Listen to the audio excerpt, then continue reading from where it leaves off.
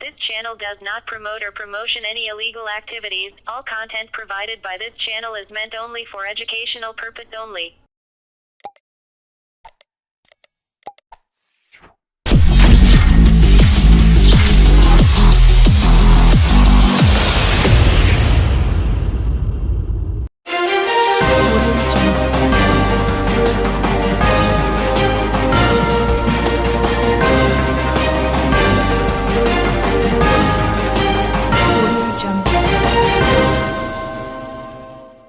School বাঁচাও মূল বাঁচাও এই স্লোগানকে সামনে রেখে ভারতের ছাত্র ফেডারেশনের পক্ষ থেকে ডিআই অফিস অভিযানের ডাক দেওয়া হয়।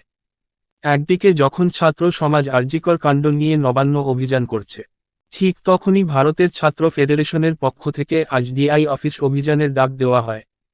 এদিন ভারতের ছাত্র ফেডারেশনের হুগলি জেলা কমিটির পক্ষ থেকে চুঁচুড়ার ঘড়ির মোড় থেকে এক মিছিল বের করা হয়। সেই মিছিল থেকে তারা দাবি তোলে স্কুল কলেজের ছাত্রছাত্রীদের নিরাপত্তা সুনিশ্চিত করতে হবে।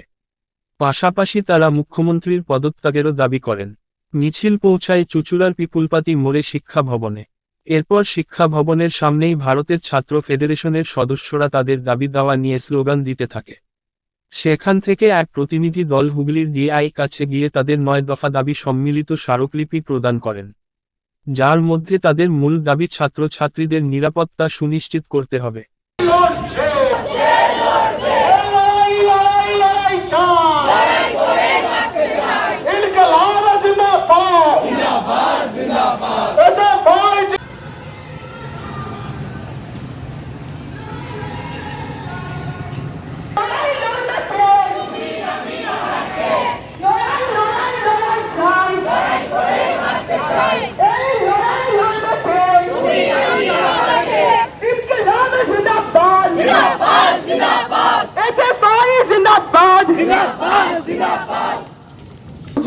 এই ঘাটিতে ধর্ষকদের ঠাঁই নাই। এই বাংলার মাটি দুর্জয় ঘাটি, এই ঘাটিতে ধর্ষকদের ঠাঁই নাই। এই লড়াইয়ের ওই আগুনে জোড়া ফুল পদ্ম ফুল দাও দাও চলছে। এই লড়াইয়ের ওই আগুনে ধর্ষকরা চাই চাই চলছে।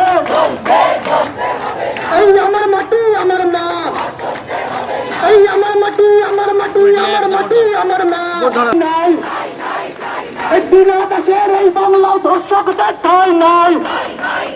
এই কল্পনার এই বাংলায় ধর্ষকদের ঠাঁই। হাতে টিয়ার গ্যাস, পুলিশকে দেখলেও অসহায় লাগে। 15 দিন হয়ে গেল, এখনো তিলোত্তমার 10 জন অপরাধী ধরা পড়লো না। আর অপরাধীদের ধরার শাস্তির জন্য এতে ভাই রাস্তায় রয়েছে, তার জন্য টিয়ার গ্যাস আনতে হয় এই পুলিশকে।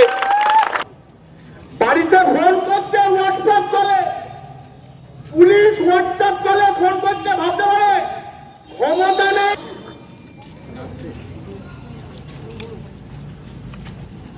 কমরেড অন্বেষা কোলে, কমরেড দীপ্তেশ মুখার্জি,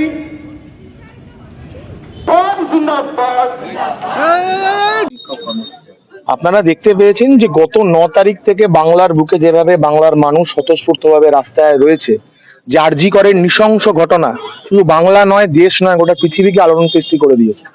আজকে এই ঘটনা বাংলা কেন, পৃথিবীর বুকে যাতে পুনরায় না ঘটে সেই জন্য আমরা রাস্তায় রয়েছি। এখন অব্দি বিচার পাওয়া যায়নি, সেমিনার হল ভাঙা হয়েছে, একের পর এক প্রমাণ লোপাটের চেষ্টা চলছে। তার বিরুদ্ধে দাঁড়িয়ে বাংলার ছাত্র যুব সমাজ মহিলারা রাস্তায় রয়েছে। 14 তারিখে রাত প্রমাণ করেছে বাংলার মানুষ গরজালে বর্ষালে কি হতে পারে। তাই এই লড়াই আমরা লাগাতার চালাবো। স্কুলের অভ্যন্তরে আজকে ছাত্রছাত্রীদের নিরাপত্তা নেই, স্কুলের অভ্যন্তরে আজকে পর্যাপ্ত শিক্ষক নেই, ড্রপ আউটের সংখ্যা দিন দিন বেড়ে চলেছে, কিন্তু সেই ড্রপ আউটদের স্কুলে ফেরানোর জন্য স্কুলের কোনো উদ্যোগ নেই। তাহলে কার্যত রাজ্যের সরকার চাইছে সমস্ত সরকারি স্কুলগুলো উঠে যাক, সেটা আমরা চাই না। এবং আপনারা দেখেছেন যে 26শে জুন 11-এর সিলেবাসের বই বেরিয়েছে, আর আজকে সেপ্টেম্বরে বলছে পরীক্ষা হবে।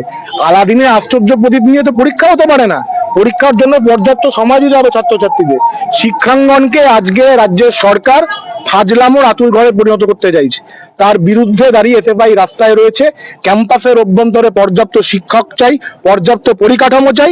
এই সবের লড়াইয়ে এসএফআই রাস্তায় গর্জে উঠবে এবং এর শেষ দিকে ছাড়বে। আজকের এই মিছিল থেকে আপনারা মুখ্যমন্ত্রী পদত্যাগেরও দাবি করেন? অবশ্যই আমরা যে কথা বলতে চাই, আমরা মুখ্যমন্ত্রীর থেকেও স্বাস্থ্যমন্ত্রী, আজকে যে স্বাস্থ্যমন্ত্রী আমাদের গোটা রাজ্যের বুকে ভেতরে স্বাস্থ্য ব্যবস্থার ভেতরে চিকিৎসকরা নিরাপত্তা পায় না, সেই রাজ্যের স্বাস্থ্য অবস্থা কি হতে পারে আপনি বলেন তো?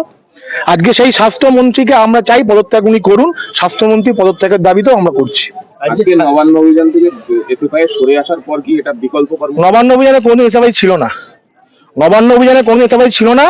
আদতে দাঁড়িয়ে যারা হাতরাস, উন্নাও এবং কি জানো বিলকিস বানুর গণধর্ষণে যাদের হাতের গন্ধ এখনো লেগে রয়েছে, তারা তো সরাসরি ডাকতে পারে না, তাই অন্যভাবে ডাকবার চেষ্টা করেছিল। বাংলার মানুষ বুঝে গেছে এবিভিপি আরএসএস এর রাজনীতি।